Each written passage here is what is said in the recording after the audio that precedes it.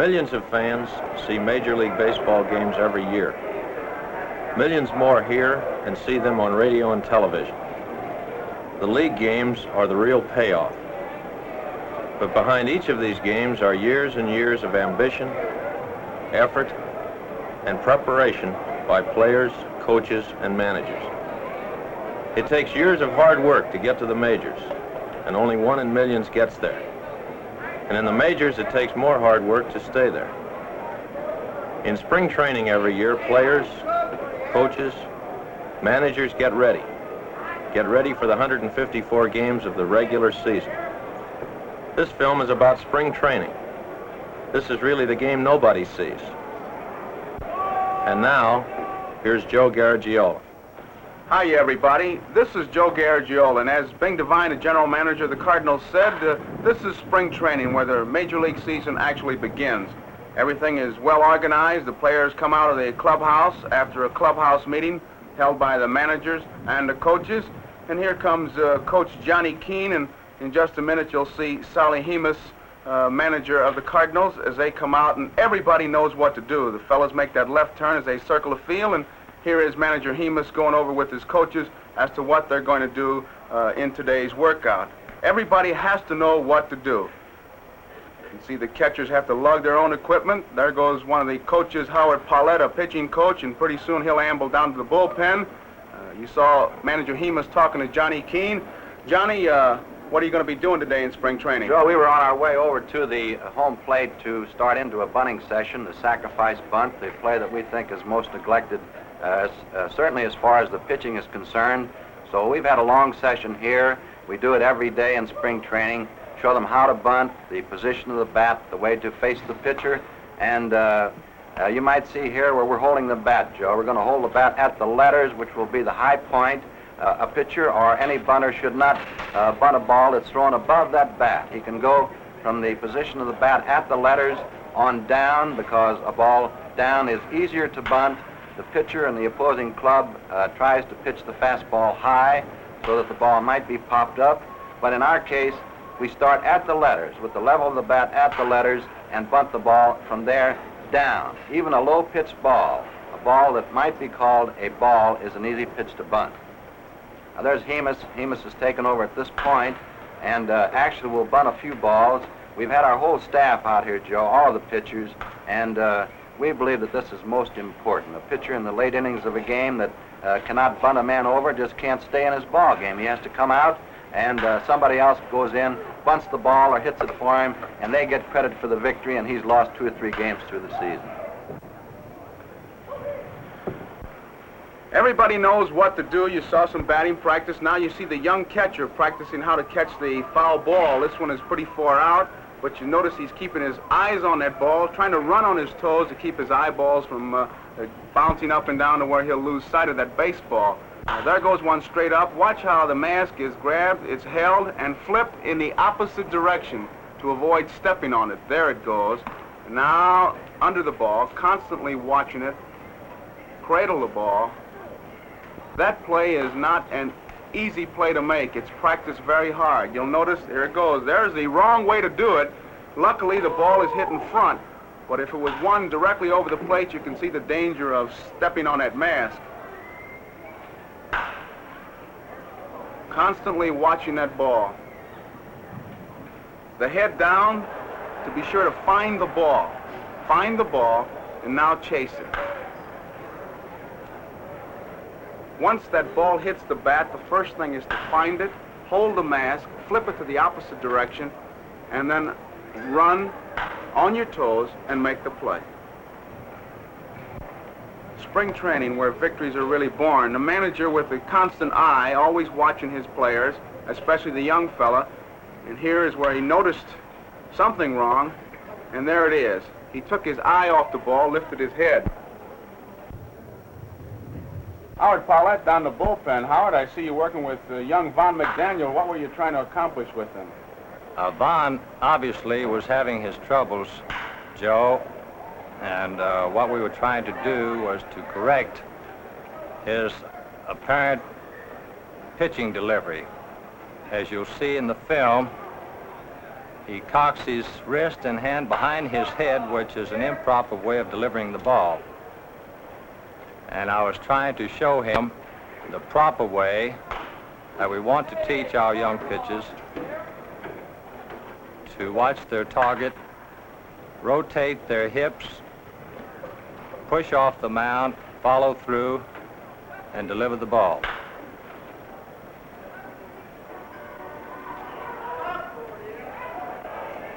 Vaughn had apparently lost the pitching groove that he had when he was such a star at his young age with the Cardinals. Just the least little thing will throw you off, huh? It doesn't take much. You get into a habit of doing something wrong, and if someone is not there to help you correct it, you continue the bad habit, and before you know it, you're not winning any ball games or no longer on the Major League Ball Club. Here is Johnny Keane, who's going to show us how to make the double play. When you start asking questions about baseball, you certainly can't go too far wrong when you ask a fellow like Johnny Keane, who has really run the gamut as far as baseball is concerned. Johnny started as a baseball player, a coach, a minor league manager. He has sent many a young ball player to the major leagues. Here we see our Johnny Keane at the third base line, giving signs and signals. Among his many duties, signs, signals, making a double play. Johnny, in spring training, looks like you put in a good day's work right here. What are you trying to do, John? Well, we do this all the time, Joe. Here I was showing the ball hit into the hole, the right of the shortstop, where you dig your right foot into the ground and make not any unnecessary steps. Dig in with the right and throw right from that position. That's the only way you're going to get the good, fast runner. We're showing here from the short throw, in close. Get the ball out of the glove so that the second baseman can see the white of it, especially at night play. Don't hide the ball from him. Get it out of the glove as fast as you can. Let him get his eye focused on it, and then give it to him, and give it to him hard. Give it to him high. Give it to him at the letters if you can, because it's so difficult to handle a thrown ball that might be thrown low when you're coming across the bag so fast.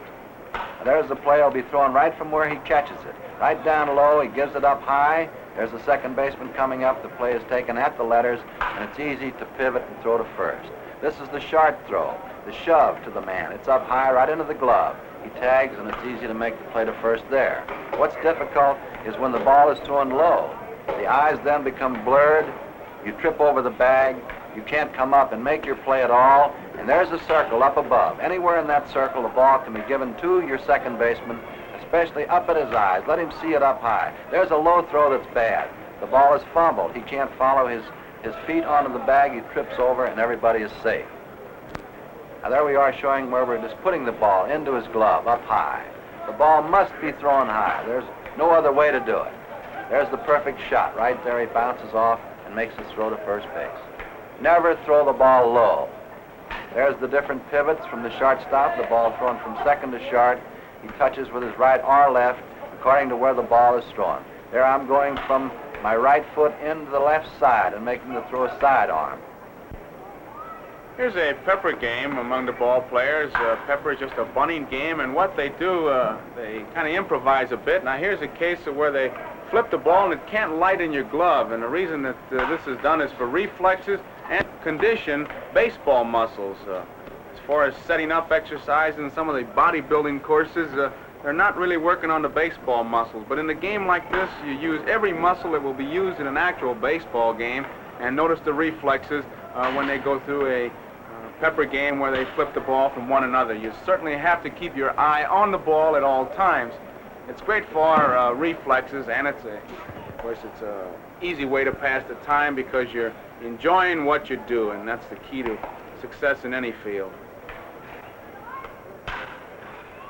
Harry Walker on how to play the outfield. I know many baseball fans will remember Harry best for his game-winning hit in that 1946 World Series. But you know what the ball players remember about him? As a real good outfielder, a great outfielder. And Harry was a good outfielder because he worked hard and did the little things that go for great outfield play.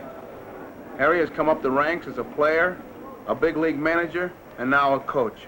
So when it comes to great outfield play, we think we've got a great one in Harry Walker.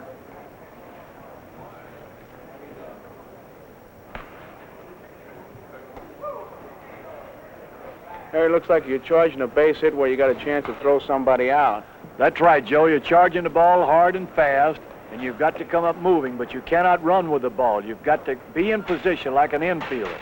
That when you get the ball, you take what we call a little short crow hop right there. Now you'll come up, take the short hop, and then you're off driving into the throw.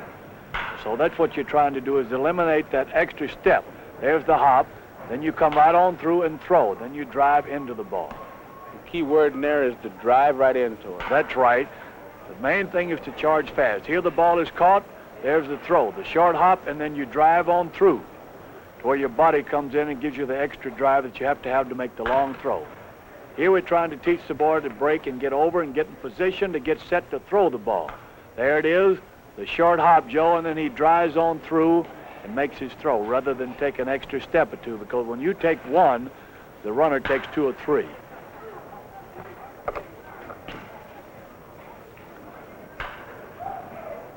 There you are, the short step and then you throw, Joe. You're just practicing, showing them how to get rid of the ball fast rather than take too much time. A lot of fellows will take 2 or 3 extra steps. There's the wrong play. See the Joe, how you turn and you're backhanging the play when you have to make your turn?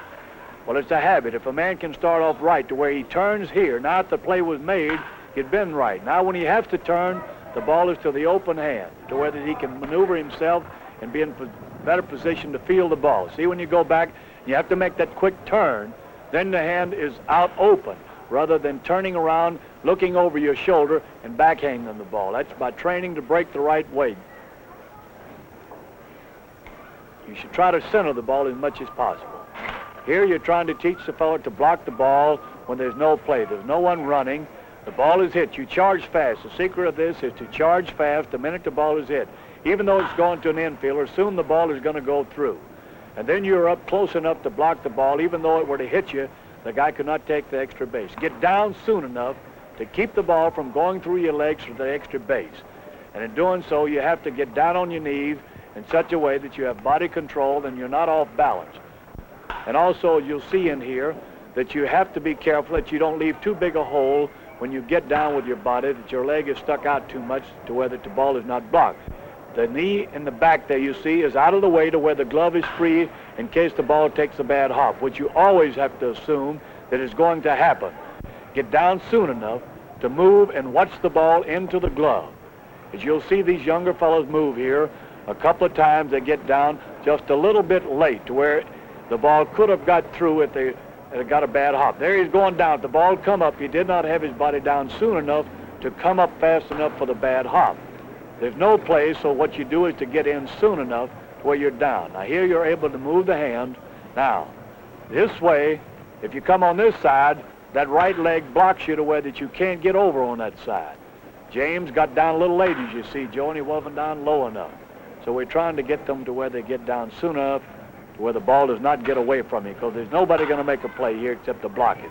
See the leg, how wide it was, Joe? Now then I'll bring that leg in to where that blocks that hole in case the ball was to take the hop. You let your body do as much of the blocking as possible in case there is a ball that blocks you, gets away from you a little bit. So you're trying to block it with your body as well as using your glove. Howard Pollet is going to show us the fundamentals of pitching. There's a real good shot of Howard Pollet because in the National League, during his career, he was known as a picture pitcher. Just perfect form. You know, the real mark of a champion among the pitchers is a 20-game winner. This stylish left-hander did it twice. In 1946, which was a great year in Cardinal history, this fellow won 21 ball games in leading the Cardinals to a National League pennant and a World Championship in beating the Red Sox. Still maintaining that great form and condition, which as a pitching coach has become so valuable in teaching the young pitchers. Because not only in telling them, but in showing them just how you do it. You can see right now the basic fundamentals. Keep your eye on the target, push off, and follow through. There's the form that won 20 ball games or more in the National League. Howard, I see you down the bullpen right now with some young pitchers. What do you have to tell a young pitcher? What do you try to tell a young pitcher in spring training to get him ready for a big league season? Here we are attempting to teach the young pitchers the spin or the proper rotation of a curveball, Joe. Follow through, spin on the ball. You want the ball to spin over as fast and as completely as you can. The emphasis... Notice my hands in close to the body. Never stop to follow through. You answered my question before I asked it. It's the hands and the wrist, huh? Exactly.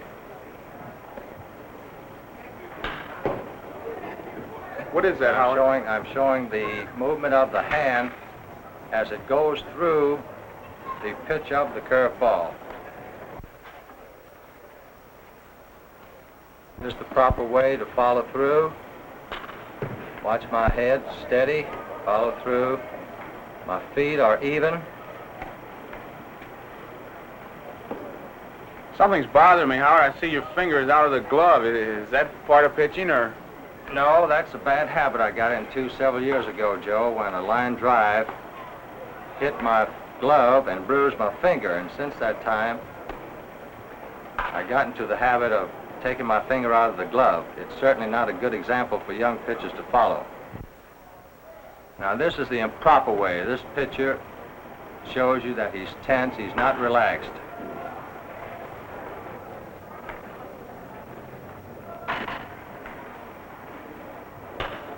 He's kicking too high, he has lost body control, and does not follow through properly. Here's a picture of a left-handed pitcher holding a runner on first. Comes set, kicks, complete body control, follows right through. Notice the arm movement, went all the way through. He was ready to field his position. So once he starts his wind-up, he keeps his head on his target, knowing exactly where he wants to throw the ball. Follows right on through. Notice you walked away, too, Howard. Once you tell a pitcher to do something, they just go on their own. Yes, Joe, after we tell them, we expect them to absorb a certain amount, but we must keep repeating each day through spring training the essential fundamentals of pitching.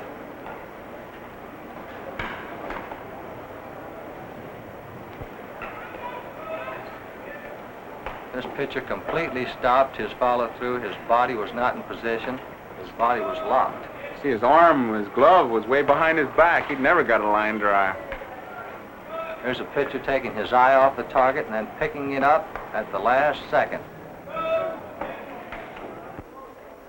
When the position of shortstop is discussed, there's always one name that always comes up, that of Mr. Shortstop, Marty Marion. How to play shortstop by Marty Marion, Mr. Shortstop. Joe, we're going to try to teach these boys how to play shortstop in these few short films here.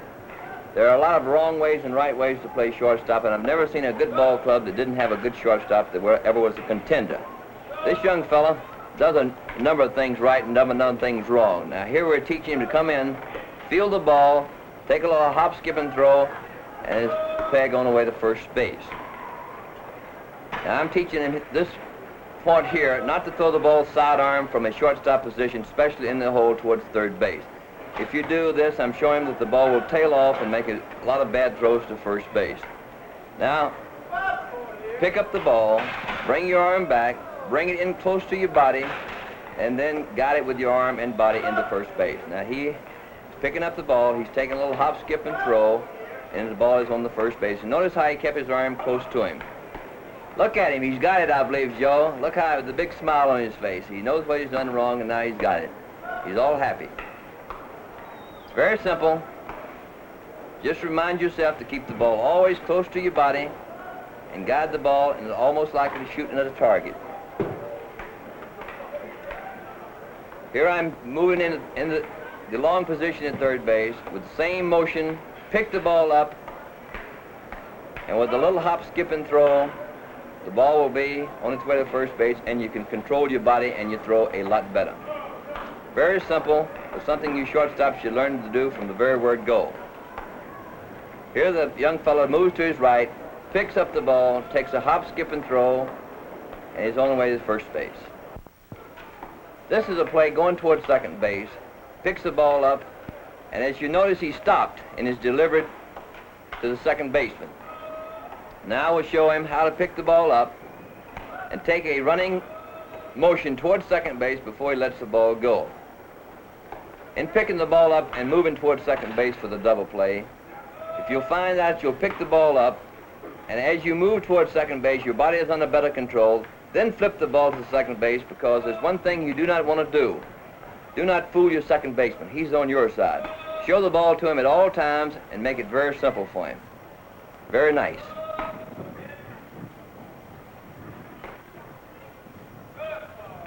Here he goes. He picks up the ball.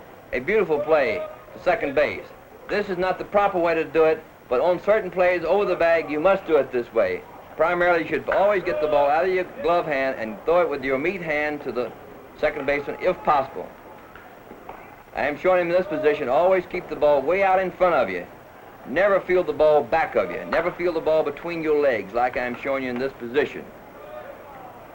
Let the ball play you, get the ball out in front of you at all times. Get your body real low, and you'll be a very, very fine fielder. Stan Musial in right and the wrong in batting. What greater ball player could you get than Stan the Man Musial? The ball player who actually has rewritten the record books.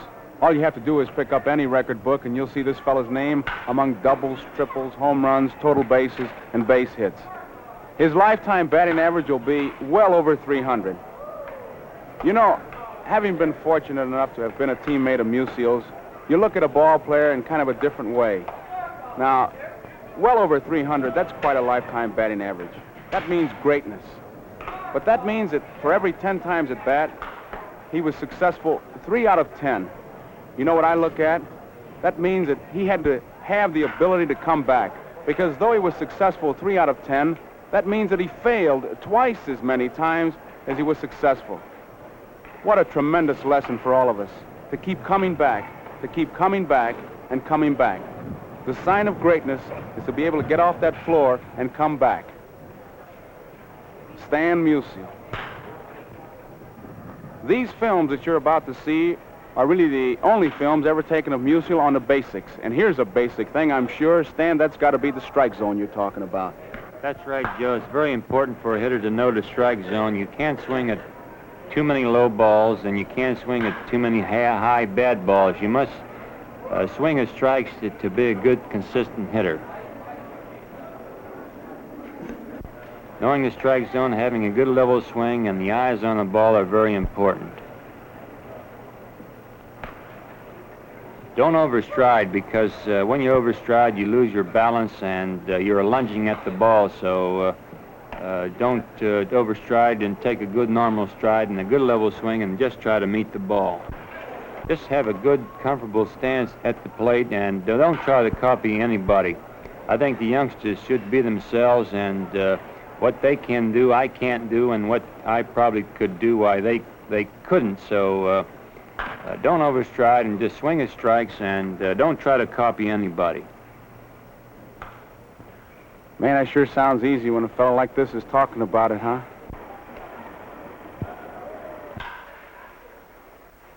Joe, the bat should be still, and when the bat is still, you know where it is at all times, and keep your eye on the ball and turn your head so that your eyes are looking right at the pitcher.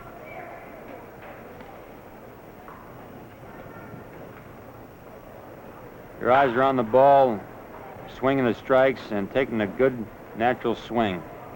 And keep your eye on the ball at all times, even when it hits the bat. You actually see that ball hit the bat, huh? Many times, though, you do. See your shoulders dipping a little bit. That's a way to become a pop-up hitter, huh? Well, that's right, Joe. You're very uncomfortable that way, and your shoulders and eyes should be level, and your swing should be level. If your left shoulder is down, you're swinging up, and if your right shoulder is down, you're swinging down. So you can't hit consistent that way. You're swinging up at a ball and generally popping the ball up.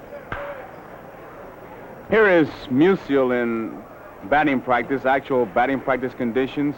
Watch the intense concentration. There's the eyes on the ball, head turned toward the pitcher, Bat still, perfect follow-through, eyes on the ball, and there she goes. No doubt, another base hit by Stan Musial. This is baseball. Baseball seen by many, many baseball fans every day, reenacted sometimes twice on Sunday. Baseball, truly the great American game. The great American game because it represents race, creed, and color. The only race in baseball to first base. The only creed, the rule book. The only color, the uniform. White for the home team, gray for the visiting team. Truly the great American game, baseball. He struck him out. There it is, the end of the ball game, another victory as the catcher shakes hands with the victorious pitcher. And this is the game that everybody sees. The game you'll read about, the game you'll hear about. But the game that nobody sees is the one that you saw start in spring training. Truly a lot of hard work, a lot of practice, the game you never see.